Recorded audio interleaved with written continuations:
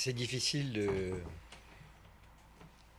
le dire. Maintenant, il est évident qu'on doit rentrer à la mi-temps à 0-0. On offre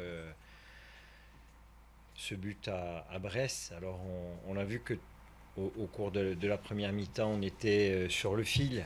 Donc, il fallait être vigilant à ces relances courtes dans notre camp et on avait été prévenu. C'est pour ça qu'on avait cherché à allonger à maintes et maintes reprises pour les obliger à reculer et nous aller les chercher. Le problème, c'est qu'on ne retient pas les leçons et encore une fois, on le paye très très cher.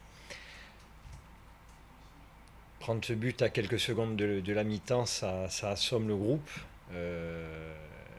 Derrière, quand on voit le banc de touche chez eux avec l'armada qu'il y a, c'est pour ça qu'il était important pour nous de pouvoir rentrer à la mi-temps, même à 0-0. C'était pas un mauvais résultat, bien au contraire, en se disant qu'on aurait peut-être des possibilités en seconde mi-temps. Être mené face à cette équipe et avec un banc de touche comme ils l'ont, la tâche devenait compliquée. En fonction aussi de notre effectif à l'heure actuelle. Qu'est-ce qu'on se dit après une telle rencontre?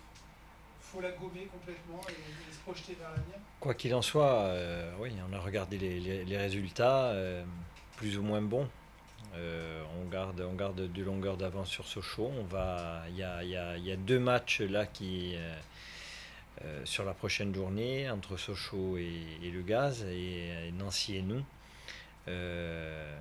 Ça sera celui qui limitera la casse. Nous, on a encore 2 points d'avance sur cette équipe de Sochaux. Il va falloir aller chercher un résultat à Nancy pour essayer d'arracher notre maintien ensuite face à Orléans la semaine d'après. Vous aurez des renforts, Gimbert, Tramon, vont pouvoir peut-être vous renforcer? Peut-être pas immédiatement, peut-être pas sur Nancy. On les aura vraisemblablement contre Orléans, sachant qu'on aura Yann Boekan suspendu. On ne sait pas si l'étendue de la blessure de Jérémy. Donc il y a quelques incertitudes et quelques complications pour la suite. Mais quoi qu'il en soit, on est encore maître de notre destin, même si on s'incline à nouveau ce soir. On a la chance de pouvoir encore compter 2 points d'avance. C'est toujours mieux que de retard. Comment vous avez senti votre équipe dans le vestiaire après la rencontre? Ils ne sont pas encore rentrés là. Ils sont pas- Non, ils sont toujours sur le terrain. Je pense qu'ils discutent avec les supporters. On a senti encore beaucoup d'impuissance offensivement. C'est toujours Oui, mais la même chose.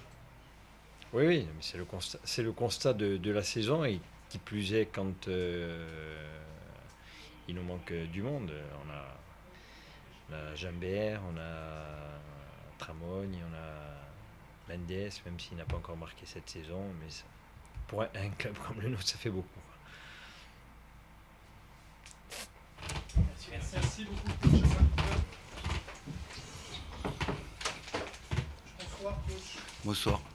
Félicitations d'abord. Merci. Un peu la même question qu'à votre homologue. Quand on marque un but juste avant la mi-temps, Oui. quand on sait ce que vous avez sur le banc, vous dites qu'il y a un grand pas qui est fait? Oui, c'est ce que j'ai entendu de mon banc de touche du staff. C'est vrai qu'on marque dans un timing très, très important. On nous est arrivé de perdre des points à cause de ce début à la 44e. Ouais, parce qu'on a une bonne mémoire. Contrairement à ce que dit mon attaché de presse, j'ai une bonne mémoire. Hein. Par exemple, à Clermont-Ferrand, on perd un point parce que justement, on en prend un à la 44e. Et c'est vrai que c'est un but décisif. C'est money time, comme disaient les Américains. C'est vrai que c'est un but très important. Ouais, c'est vrai. Après, on a pu arriver à maîtriser la situation. Voilà. Mais évidemment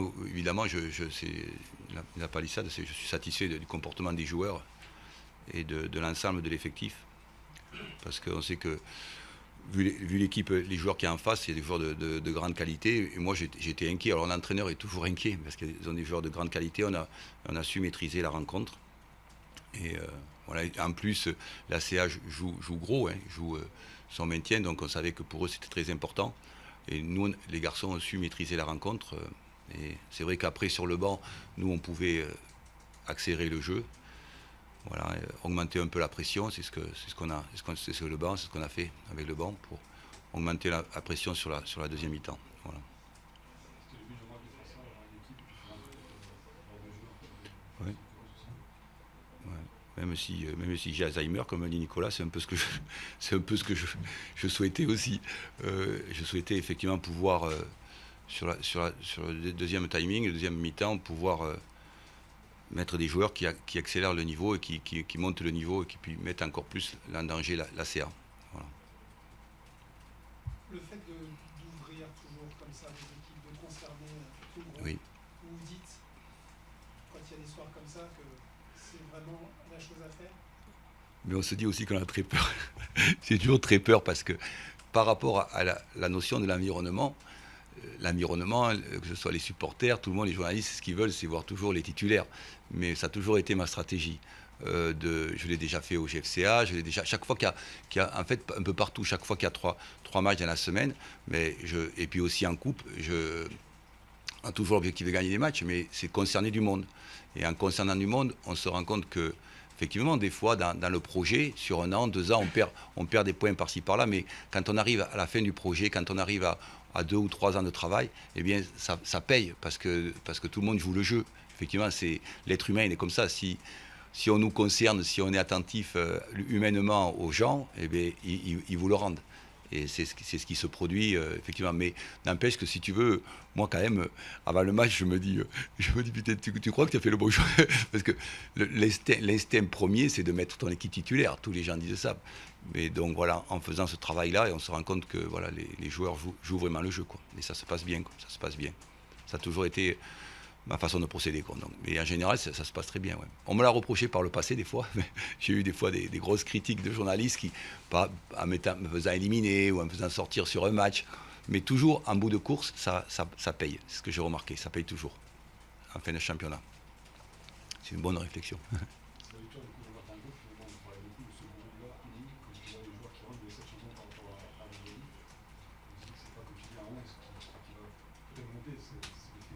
Ah, tout à fait, ouais. Tout à fait. C'est indispensable. Je pense que c'est vraiment indispensable. Pour moi, enfin, dans mon processus, c'est vraiment indispensable de réaliser ça, de concerner du monde, parce que dans un championnat, en plus, ça te donne plus de force, ça te donne plus d'entrain, enfin, plein de choses qui se passent dans le groupe.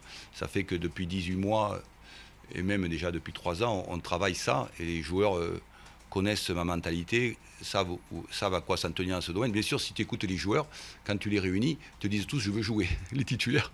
Tu prends Weber et Charbonnier, tu dis non, moi je joue, hein. Je joue et je joue tous les matchs. Mais il ne faut pas les écouter. Il faut faire en sorte de rester sur ton projet et de les concerner. Et puis voilà, ça marche. Ça a bien marché. Parce que tu écoutes un joueur de football, même s'il a la jambe cassée et qu'il a 2 béquilles, le mec il veut jouer. C'est pas compliqué. Un footeux, c'est comme ça. Et donc il faut savoir aussi faire en sorte de monter des projets où tout le monde est concerné, tout un groupe, tout un vestiaire. On se rapproche de la fin. Concrètement, si 3 paires vont dire que vous gagnez, avec des signes toujours, mais le montant il prend, c'est voilà, Le droit de rien. Pierre-Yves, le droit de rien. Quand tu t'assois à ma place là, que tu connais les aléas du football, c'est formellement interdit de te dire que tu es en Ligue 1 si mathématiquement tu n'y es pas. Donc quand tu es à ma place, tu fermes ta gueule, tu dis pourvu que tu croises les doigts et travaillons, soyons concentrés. Voilà, parce que quand tu joues Lens, Béziers, tout le monde peut gagner au football. Tu peux toujours rêver de gagner au football. Avec de la solidarité, avec de l'entrain, du dynamisme, tu peux gagner. Donc quand tu es à ma place, tant que mathématiquement tu n'y es pas, et bien moi... je suis tendu comme une arbalète, voilà, c'est tout. Je ne peux pas te dire si, non, il n'y a pas de si, c'est comment on aborde ce match de Lens, etc. Et les autres aussi. Tu peux pas, à ma place, tu peux pas. Quand tu as connu en 20 ans ou 25 ans, et depuis l'âge de 15 ans que je suis professionnel, tu connais des revers complètement incompréhensibles dans le football, tu es obligé d'être très, très... Bien sûr qu'on a un groupe qui est dynamique, solidaire, et ça c'est un atout important. Hein. C'est un atout important. Mais n'empêche, c'est un atout très important, mais n'empêche quand tu es à ma place, et tant que mathématiquement tu n'es pas en haut, tu fermes ta gueule et tu attends. Oui. Il y a des signes, oui. Il y a des signes très intéressants, évidemment. Si je dis pas ça, c'est que je manque d'objectivité vis-à-vis de mon groupe. Mais il y a des signes très intéressants, mais n'empêche que tant que mathématiquement on n'y est pas, moi je me tais. Voilà, j'attends que ce que ce soit fait. Voilà. Il y a des beaux signes, c'est vrai. Allez, merci.